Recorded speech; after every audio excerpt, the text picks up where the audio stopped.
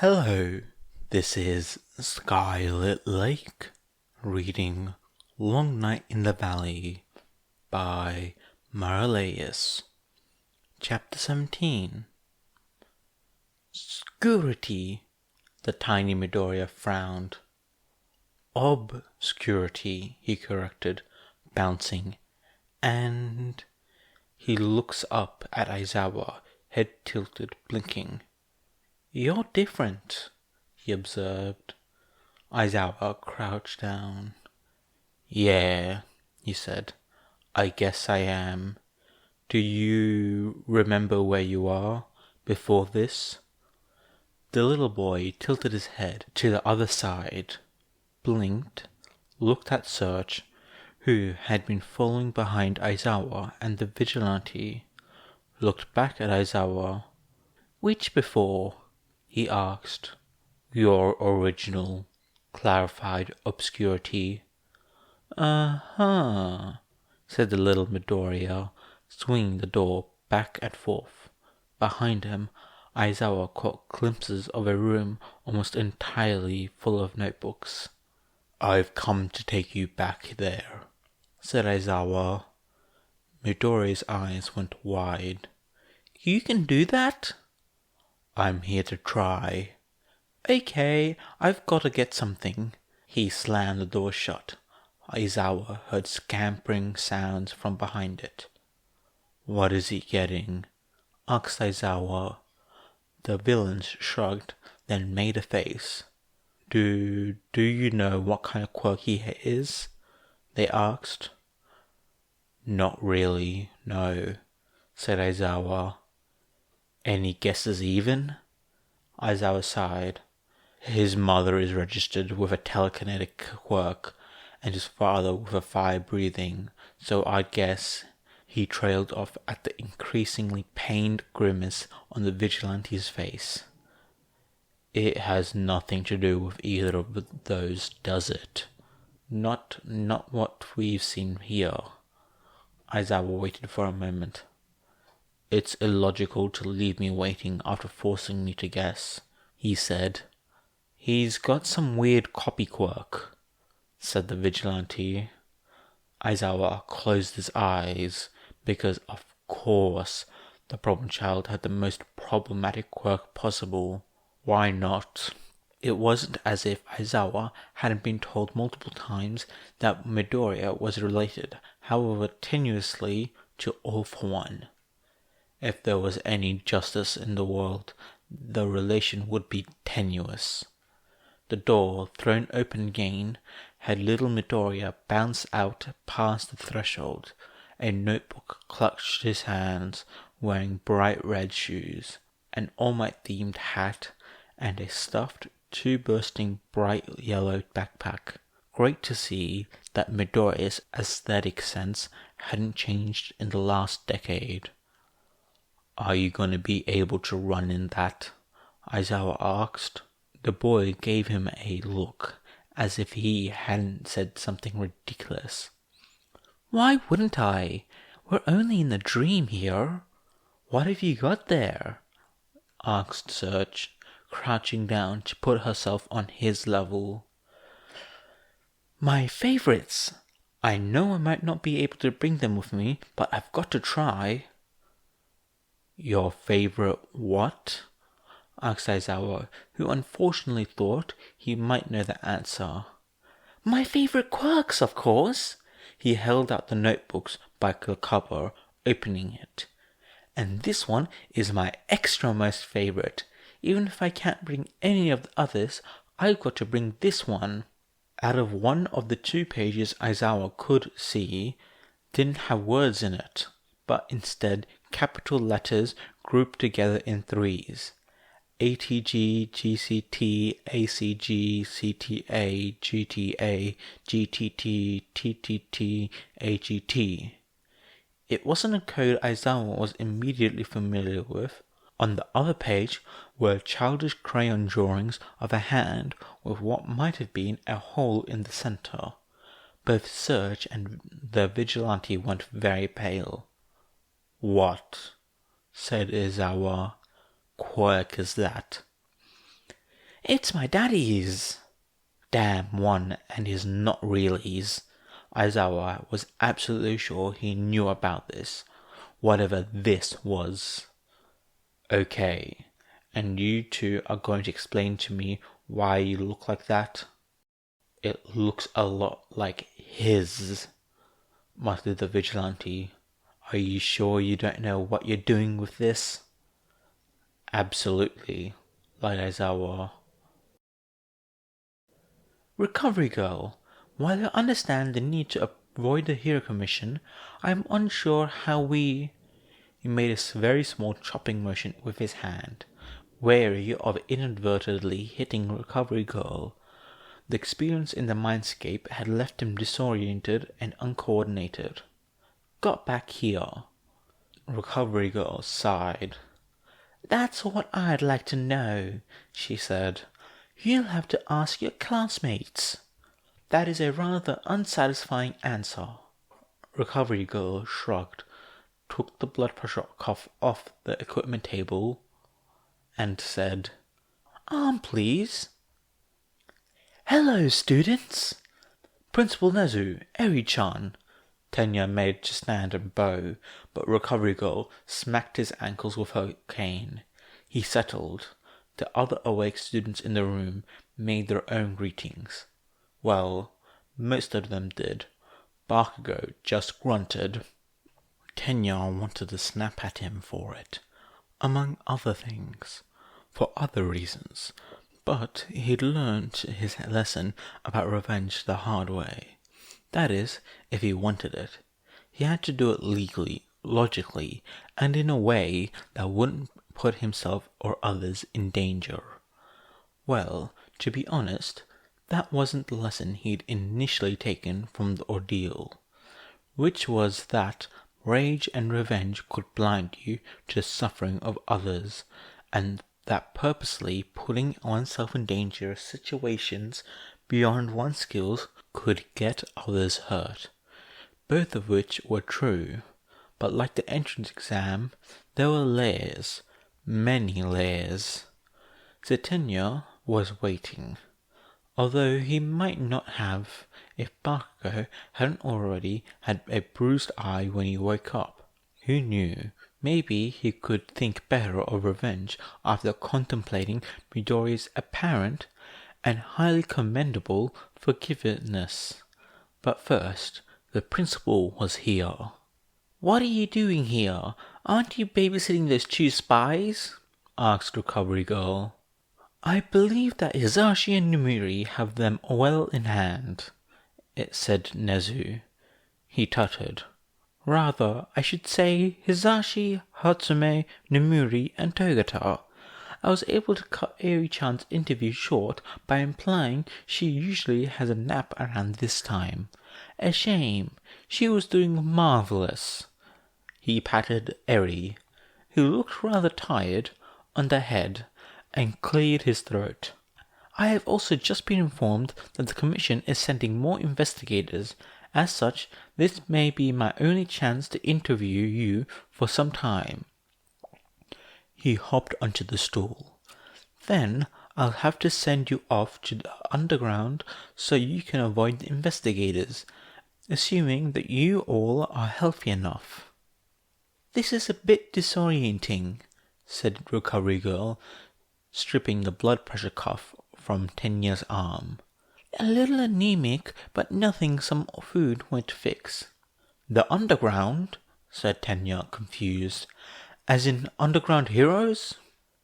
Not quite, said Nezu, showing his teeth. Tell me, students, besides being mammals, what do dogs, mice, and bears have all in common? They're furry? Suggested Todoroki. That's part of being an mammal, you half-and-half idiot, snarled Bakugo. Todoroki shifted so he could gaze down at Bakugo, as if he was some uninteresting but disgusting bug. They dig, said Tenya quickly before a fight could erupt. We're literally going underground? Very good, Ida, said Nezu. Indeed, you will be, But first, I have some questions about your experience. Gran Torino, in full hero costume, sat on Naomasa's desk, grumbling as he ran through a list of Toshinori's safe house numbers with a burner phone. It was annoying, but Naomasa would prefer Gran Torino here, helping him instead of picking fights with the HPSC employees, which Naomasa was absolutely sure he'd do, given the slightest provocation, something he doubted the HPSC would be shy about giving, and then they'd get arrested and Naomasa would have bail him out, or he decided to go villain and resist arrest, and who knew how that would turn out. Gran Torino's real phone chimed. He glanced at it, huffed, and went back to punching numbers into the burner. Naomasa looked at the caller ID. Nezu. He rolled his eyes and answered Gran's phone. "This is Detective Tsukachi Naomasa speaking," he said. "Ah, Detective Tsukachi. I have just learned that the Commission was able to procure a sample of Midoriya's DNA and run it through the agency database.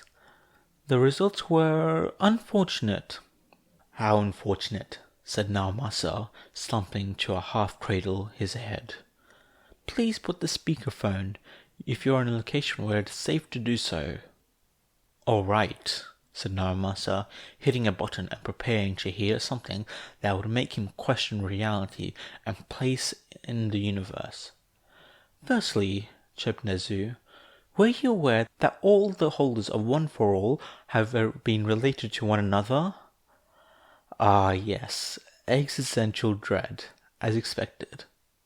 "All of them?" asked Naomasa. "What?" said Gran. "No, that doesn't make sense." "And yet it's true," said Nezu. "But wouldn't that make them all related to One for All as well?" "It does, although for most of them the relation is distant." "That doesn't make sense," repeated Gran, looking like he'd bitten into a lemon. Fidelity and Nana didn't even know each other. "How did you even find this out?" asked Naomasa, wondering if he even wanted to know. "Ah, you can find UA graduates in all sorts of places, Detective. But now that I have your attention, Gran Torino, did you know that you are Midoriya Izuku's grandfather?" Gran's face twisted further. "I already had that two-colored brat ask me that after Hasu, so... "I'm not joking, Sorihiko," said Nezu. Gran stared at the phone. "What are the odds?" he said finally. He sounded dead. "Quite high," said Nezu. "If, as I am come to suspect, genetic compatibility plays some role in the selection of One for All holders." "That's wonderful," said Naomasa.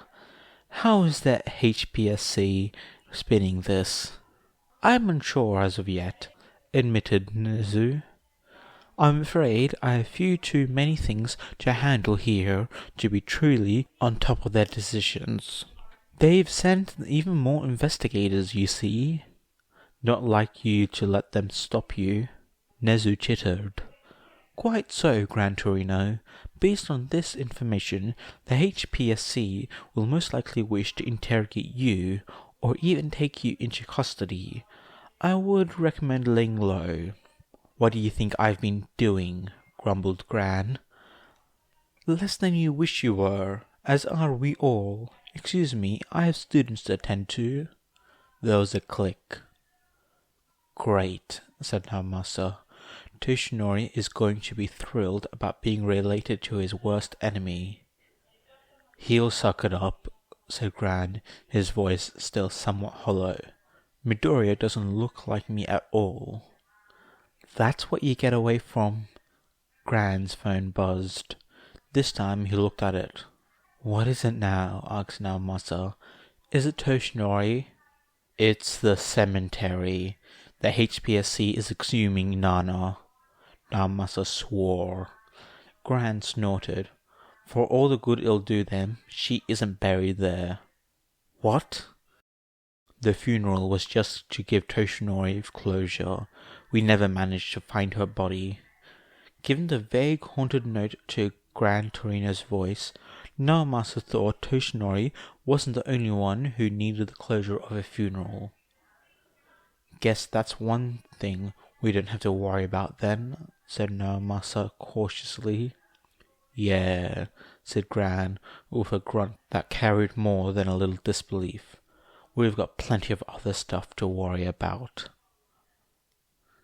As they tried to make their way back to the original apartment, Aizawa couldn't help but pick out differences between the child, the quirk, and his student.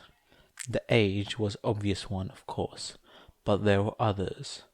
The freckles, for instance. This version of Midoriya had more of them, and they seemed deeper somehow, darker, more symmetrical. The pattern of them swept across his nose and cheek, and down his neck, making a reappearance on the back of his hands. Then there were the questions. The real Midoriya would fire off questions after questions about quirks if you gave him even a slight indication that you'd answer them. But his questions had a different weight and focus. The real Midoriya was typically more interested in effects and mechanics, in results, exterior concerns. This child asked questions like that too, but he was asking more questions about how it felt to use the quirk he was asking about, which Midoriya usually didn't. Except one, recently, and then he'd somehow wound up using Aizawa's quirk. And now his comments about remnants made more sense. Not remnants as in vestiges, but as in tattooed remain of his own native quirk. Which brought Aizawa to the next oddity. This Midoriya was limiting his questions to Search alone. Search, who was acting very confused by them all. Midoriya, said Aizawa, interrupting the barrage and preparing himself to take another shot on what was really a ridiculous theory. There wasn't much chance of being overhead here anyways. This street was fairly empty, although noise from the riots still reached them. The child turned his huge green eyes on Aizawa. Mm-hmm? Who's your father? That is the one that's here. What do you mean? The one that's here, repeated the child. You know, around, the one that brought us here, the one that uses us. Aizawa was not about to swear in front of a toddler. Does your father use you often? Asked Aizawa. The little Midoriya shrugged, kicked the ground. Yeah, he said, before puffing his cheeks out into a spout. But he doesn't use me right. That's why I want to go home. How does he use you? He just has me. The child threw his hands out in frustration. Do stuff. His quirk is supposed to let him understand us, understand me, but he doesn't use it like that. He just makes me understand, and I never get to do anything really fun, which isn't fair. I have to go, said the vigilante suddenly. What? Why? Said Search. Just do, said the vigilante, backing away. Are you really that scared of a 4-year-old? Asked Search. You know he's not really a 4-year-old, said the vigilante, just barely audible from his distance. Look at him, he's just a baby. I'm not a baby, I'm already 4. He held up the corresponding number of fingers. The vigilante shook his head and continued to walk. Yeah, said Search, crossing her arms. The child tugged on Aizawa's pant leg. Mr. Eraser, I'm tired. Can you carry me? Aizawa had his doubts about whether or not one could truly get tired here, but he couldn't resist a face like that. He picked up the child and ignored Search's teasing smirk. They walked for a little while longer, and it seemed that, for once, things would go smoothly. Of course, this was a trick played by an eternally lying universe. "Hey, it's the kid that asks questions," shouted the one of the figures they passed loudly, and a few minutes later he and Search were running from a mob. It wasn't a large mob, but it still was one Aizawa didn't want to fight while carrying a child in this world of uncertain rules. Search, running beside him, seemed to be of the same mindset.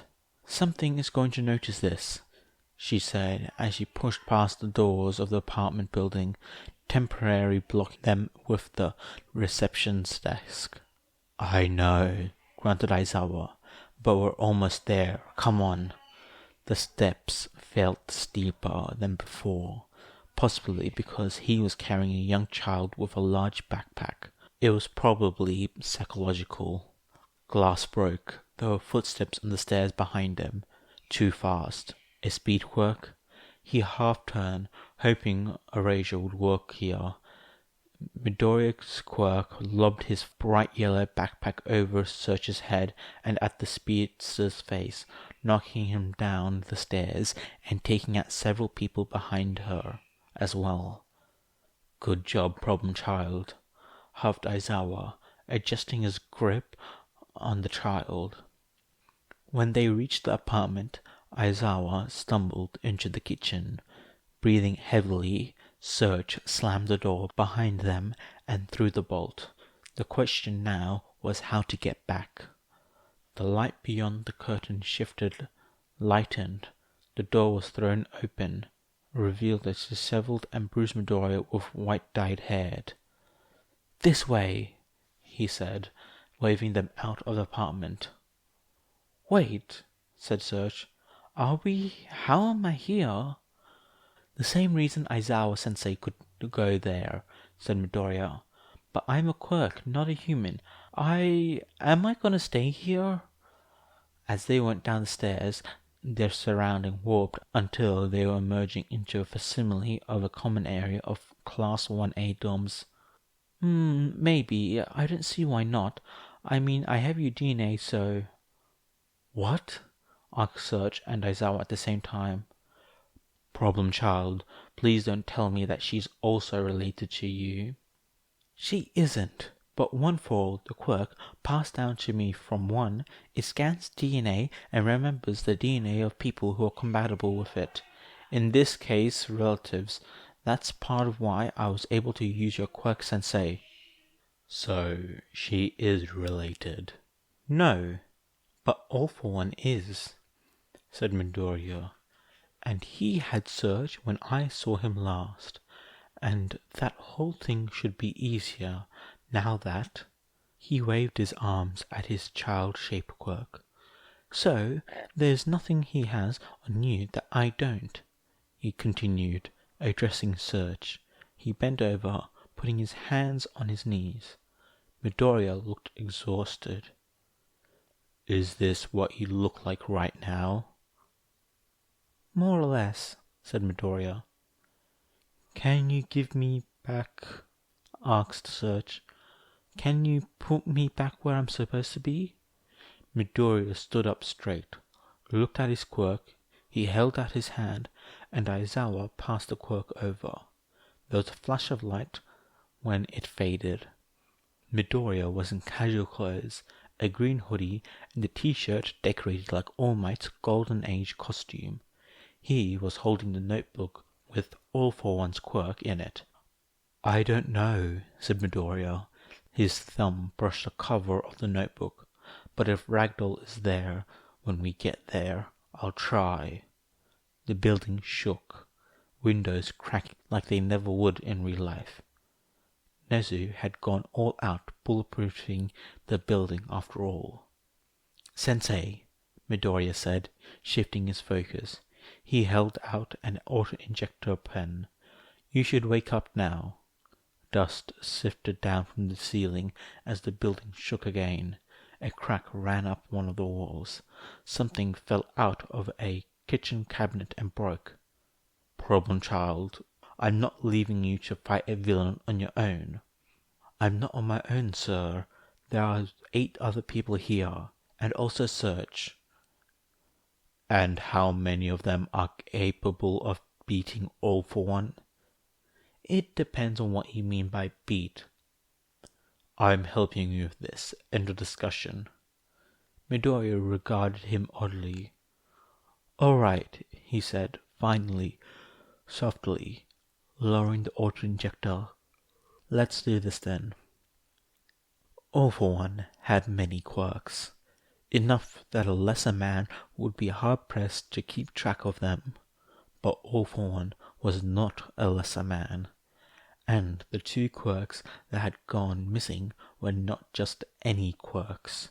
One was a quirk he'd put quite a bit of effort into acquiring for practical reasons, and the other not only key to Nomu production, but also rather important to him on a personal level as well. After all, it was his youngest son's. Grudgingly, All for One was impressed. Even with this mental quirk bridging them, and All for One really had to find out what quirk it was, finding those 2 specific quirks and extracting them couldn't have been easy. Then again, Izuku was his son. He wondered, swinging himself out of the way of one of Nana's attacks with bloated, oversized arms. Now Izuku had even known to look for his quirk, or perhaps the goal had been to retrieve Search, and he merely discovered his own quirk on the way. A coincidence, but All for One could not rightly say how much of one without more information on how this quirk worked. Speaking of which, he needed to get those quirks back, and quickly. Oh, and Izuku being able to do that would seem to indicate that he could, in fact, pull his brother and the rest of their family over the divide into his mind, no matter what his foolish little brother believed. He oriented himself in the direction he could almost feel the quirk in, and wasn't that a delightful sensation? And moved. His opponents were suitably taken off guard. Had they truly thought they were fighting him at full strength? How? Ryuji appeared in his senses just long enough to punch him in the face. Again. That was becoming aggravating. What was it with his brother's successes and punching him in the face? Oops, there was Kazuki's sword again. "Don't you get tired swinging that barbaric thing around? Don't you get tired of being a massive bastard?" He said the last word in English. How over-dramatic. "We have the same parents," he reminded his ever-forgetful brother. "And were they married?" All for One felt his lips curl, and they used the air cannon to flick Nana out of the air. She was caught by Miranda, but the point was respite. "It's hardly my fault what that deadbeat—" "Hey, deadbeat!" "Incredible timing," whispered his brother, quietly enough that he would have difficulty hearing the words if he hadn't picked up several hearing quirks after he was blinded. Then the other, earlier words sunk in, as well as the speaker. He turned, trying to locate Izuku, but as his extensively frustrating family kept attacking him, this proved difficult. "Yeah, I'm talking to you." "How did you find out?" asked All for One, the tips of his ears growing ever so slightly hot as he realized this would, inevitably, bring the wrath of Inko down his head. "Like it was hard, deadbeat." "I'm not a deadbeat. I've made sure you and Inko are well off." The attacks from the others have tapered off. Apparently, they did possess some rudimentary manners. "Money doesn't buy affection or make up for emotional neglect." "Well," huffed All for One, "I could hardly visit you after All Might. All Might didn't punch your stupid face off until I was like 10. You disappeared when I was 5. How was Izuku being so loud? You know what that made me think for over a decade? That you left me because I didn't have a quirk. It's too dangerous for me to... You're a deadbeat. Wouldn't you prefer me to have vaulted you? Demanded All For One, incredulous. It was like nothing he did by his family was ever right. He either gave them too much care or too much independence, and then they went and became heroes. Except for Garaki. But Garaki was descended from his father's legitimate son, not All For One, and he was much too worshipful for All For One to truly feel a familiar connection to him. Oh, and Magna. But Magna had been such a distant relative, even more distant than Rakuya, and she was dead. Then there was Nine, but the boy had ultimately betrayed him, and he was also dead. Tomura was shaping up to be a wonderful villain, but that had cost a great deal of care, planning, and psychological manipulation that even he was loath to use on closer relatives. Have you ever heard of moderation? What is wrong with you? That is no way to speak to your father, snapped All For One, now thoroughly annoyed. That was something often said on TV shows, wasn't it? Surely it would have some effect. You are fired from the position of father. All Might is my new dad. You can't fire. As his distraction peaked, the one-for-all uses struck. His family might consist entirely of heroes and fools, but All For One couldn't deny they had good tactical sense.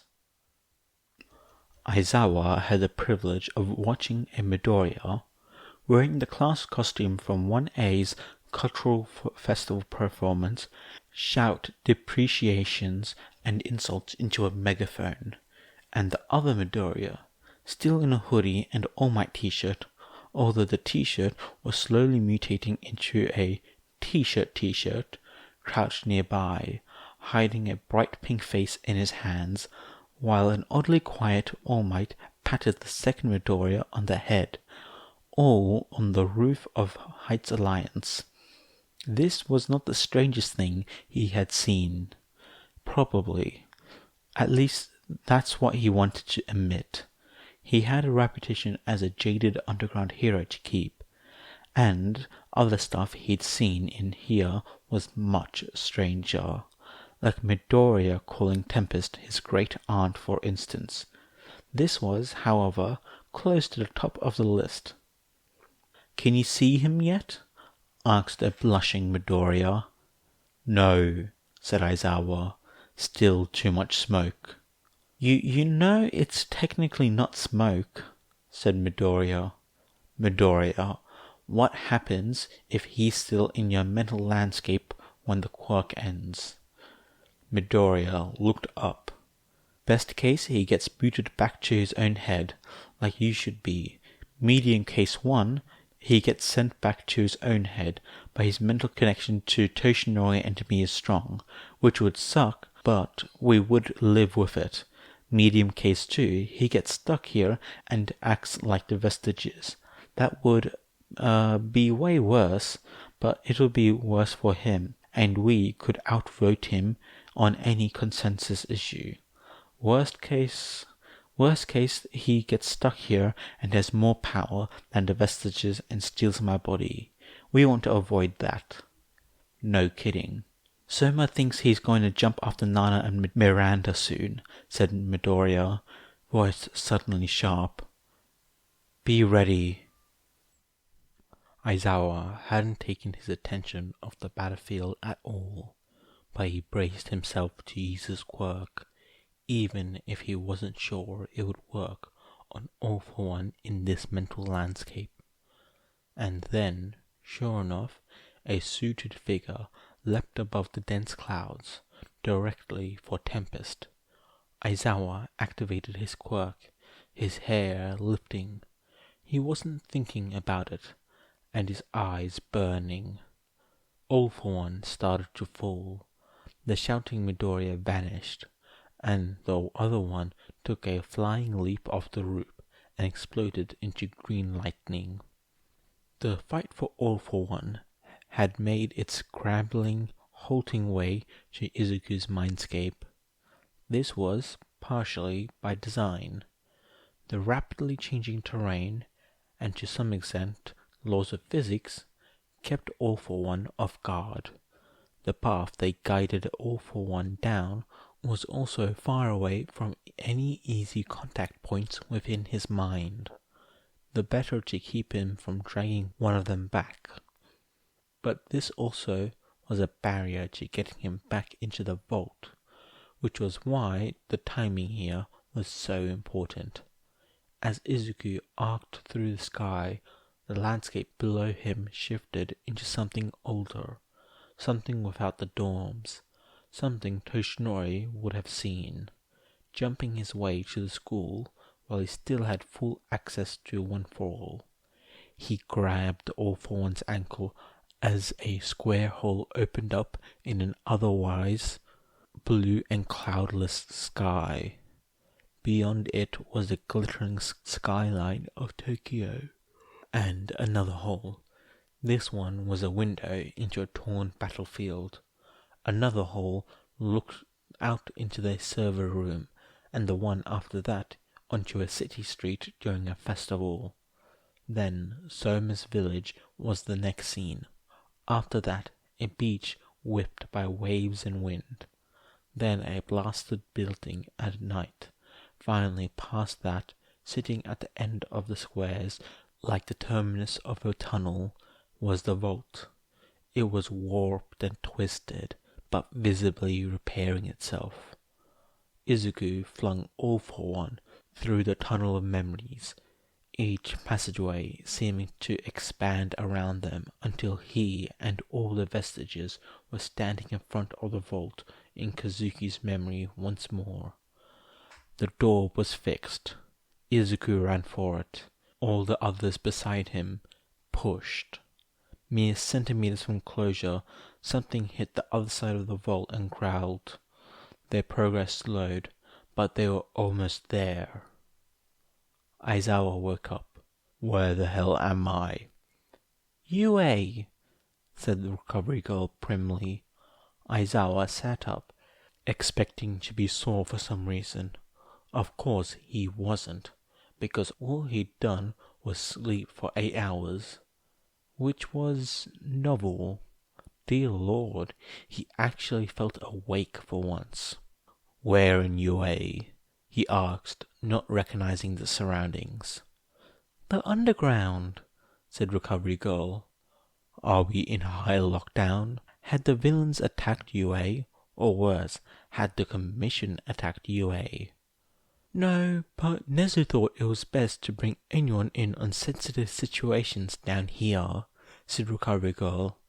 "How do you feel?" "Fine. Where are my kids?" "Except for Midoriya, they're also down here," said Recovery Girl. Something about not being accessible to the Commission while they were running a PSYOP campaign against them. "They're doing a what?" "Okay," said Denki. "That's the video compilation defending Midoriya's character number 1. How are you guys going on the social media front?"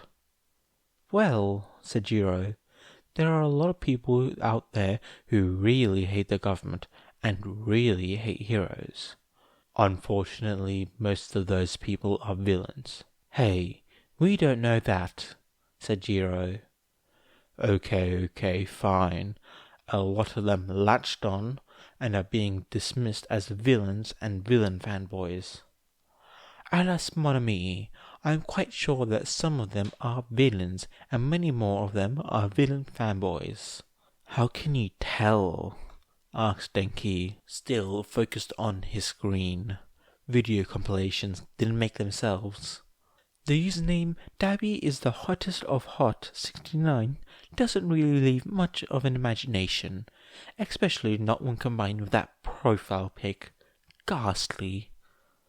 "I don't know," said Mineta, who was sitting on top of the couch behind Ayuma. It almost looks like Todoroki with all those filters on. That's probably because he is my brother, said Todoroki, calmly walking into the room, as if he didn't use his first post-quirk coma words to them to drop an incredible truth bomb. A truth that explained nothing, really. If Denki was being honest, actually, it made everything even more confusing.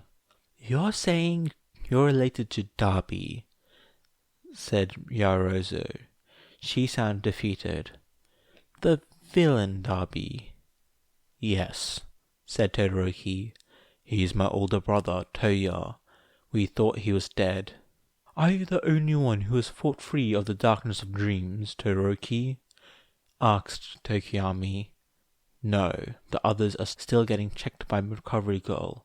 Also, I got kicked out of the infirmary for punching Bakugo. He sat down on one of the couches and made a contemplative noise. What are you doing? We're blasting the HPSC on socials. Wanna help? Todoroki stared at him blankly. We're conducting a public relation campaign against their hero commission to support Midoriya, explained Shinso dryly. Oh, yes, I would like to help. Great, Yamamoto can hook you up with a computer. Do you have any social media? I have Tumblr. No, that's no good. Only weirdos go there and no one takes it seriously. You need Trill or HeroTube, maybe Pictogram. I can set him up into the Veil of Darkness, said Tokiyami. So first, said Denki, you need to write out all the shady stuff you saw the Hero Commission do while you were with Midoriya. They did do shady stuff, right? Tons, said Todoroki. There was a guy named Suzuki who was with us while we were in Midoriya's mind. He was awful. Great. Todoroki frowned. It wasn't great. It really wasn't. For our social media campaign. Once you're done, said Jiro, you should upload all your best conspiracy theories about the Hero Commission. Something twinkled in Todoroki's eyes. My time has come. The doors slammed open. Todoroki slumped down in his seat and scrunched his legs up. Where? Growled Bakugo, squinting through two black eyes. Is icy hot. Yo, Bakugo, we didn't know you were awake. Want to help with? No. Bakugo slammed the door shut. They could hear him stomp away outside. So, said Jiro, you hit him twice? No, said Todoroki serenely. Uraka hit him first. Izuku gasped. Toshinori stumbled. Reality seemed to become realer, sharper. A blur that had been following them around for most of the day faded. Perception, knowledge, memory, and personality shuffled themselves into a configuration they were more used to. Mostly. Toshinori swore in English. Izuku couldn't help but laugh. It was a mind-affecting quirk, he said breathlessly. Not much farther now, my boy, said Toshinori, licking blood from his lips. Did we... He was on the other side of the door, right? We did get him out. We did, said Toshinori hoarsely. We got him back into the vault. But we didn't get it closed. The door, it was... It's okay, my boy. It'll be okay. The door wasn't closed. It'll be okay, said Toshinori again. You'll be okay. I think I'll need you to give me directions, though, now that you aren't in my head. Oh yeah, you were never here. I forgot. Toshinori managed to chuckle. Me too. Hawks, sir, is something wrong? Wow, these newly graduated heroes were always so eager. Hawks laughed, brushing off their concerns. No, he said. Nothing is wrong. He had a thought, for a moment, that he'd felt a feather moving, the one he'd given to Darby, but the feeling was gone again. That wasn't normal. Phantom sensations, maybe? He shook his head, dismissing it. If it happened again, however... You were saying? Far away in Tartarus, the medical readings for All For One slowly returned to normal. Everyone heaved a sigh of relief, then busied themselves trying to make sure that he couldn't do whatever it was he'd been doing over again. All For One kept his awareness turned inwards. By all accounts, he had just suffered a defeat. The loss of both Search and Replica was a severe setback, and likely to impede both his escape plans and his overall plans for world domination. But plans change. This was far from complete loss. When one door closed, another opened. Midoriya Izuku smiled. Toshinori stared at the campsite. They'd been so close, but the campsite wasn't empty. The campsite wasn't empty. Only one car, a van, was in the parking lot, but that was all the pussycats needed. There are not really a lot of other choices right now, said Izuku. Are you still reading my mind, my boy? I don't think so. I did say I'd try to get Ragdoll's quirk back to her. I know, said Toshinori. What else could he say? That he wished for their continued freedom wasn't contingent on what the pussycats would do. That was a given. Where's the main door? The what? Where the pussycats stay, said Toshinori. Oh, that one. He nodded to one building. At least that was where they were during the training camp. All right, said Toshinori. He picked his way across the parking lot with his hands full of Izuku. He simply leaned on the doorbell. This lean evolved into a more general one against the wall, and before he knew it, he was slumping down to sit on the ground next to the door. He was exhausted.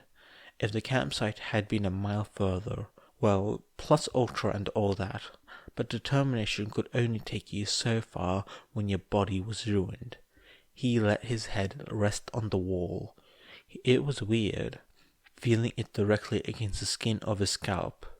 He wanted to start growing his hair back as soon as possible. The door opened with a click, and a woman leaned out, not quite looking in the right direction to see him and Izuku. Toshinori didn't have the encyclopedic knowledge of heroes that Izuku did, but he was fairly sure he knew which pussycat this was. Toshinori cleared his throat and tried to smile. Hello, Mandalay. I'm afraid we're here to impose on your hospitality.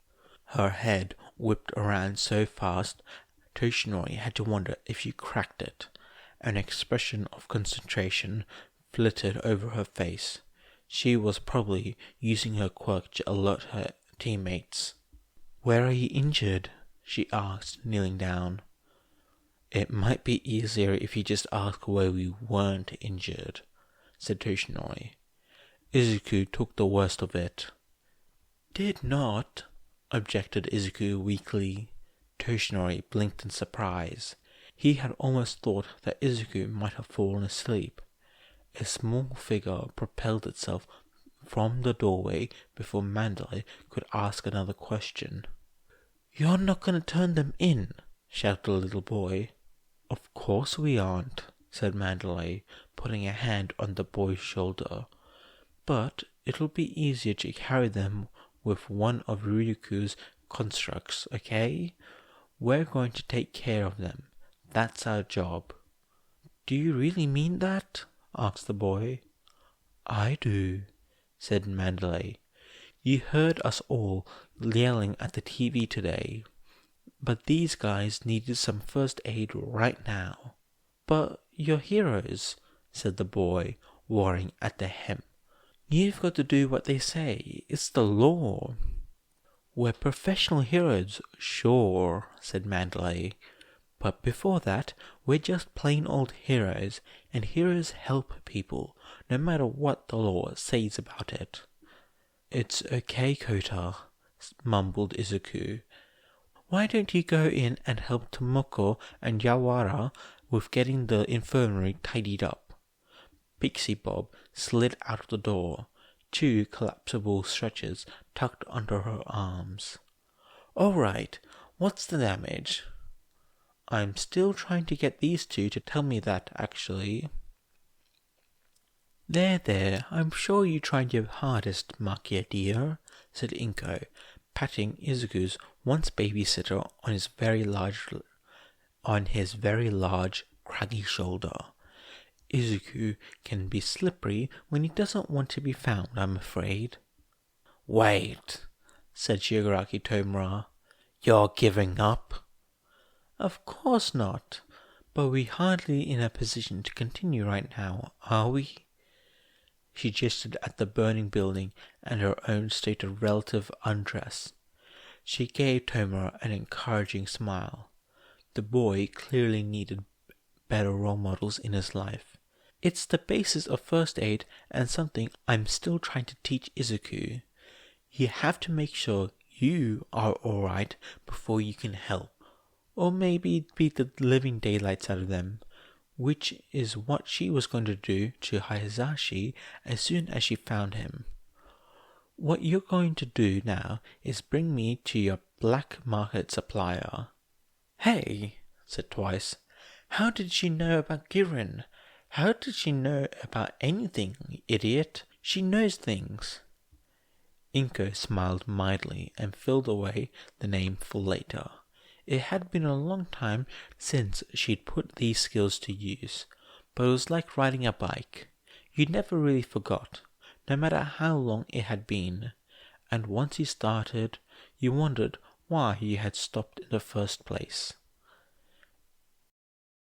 Even when being productive and attempting to destroy the reputation of a powerful arm of the government while hiding in an underground bunker, Aizawa's class was next to impossible to corral, and loud, very loud, especially Bakugo, who had decided to help by uploading stories about what Midoriya had been like as a toddler. Personally, Aizawa wasn't sure how that would help, but Kaminari and Mina seemed to be very enthusiastic about it. Whatever, at least they were all, except for the problem child himself, in the same room and unlikely to go running off from the moment. Even Eri was here, aggressively making crayon drawings of herself and Deku, the best hero ever, which meant that he could finally return to the warm, familiar embrace of his sleeping bag. His cell phone rang. He picked it up without much thought. Very few people knew his number, and Nezu was screening his calls. It couldn't be the Hero Commission. Aizawa, he said. This is Sasaki. Aizawa frowned. What could a Mandalay want? What is it? We only just found it, but you left something here after training camp. It looks important. Not that we blame you, it really has been hectic after all that, but we figured you're probably looking for it about now. To the best of his knowledge, Aizawa hadn't left anything on Cap. He barely brought anything with him to begin with, so what? Ragdoll. Search. Midoriya had said if Ragdoll was there, he'd bring it back, which meant that he and Yagi had been on the way to somewhere the wild pussycats frequented. Something he'd been looking for. Yeah, he could probably call Midoriya that. I know what you're talking about, said Aizawa. I am a little tied down here, but I'll try to see when I can get free. Thank goodness, said Sasaki. Come whenever you're able to. Will do. Aizawa hung up and wormed his way out of his sleeping bag. It really never ended, did it?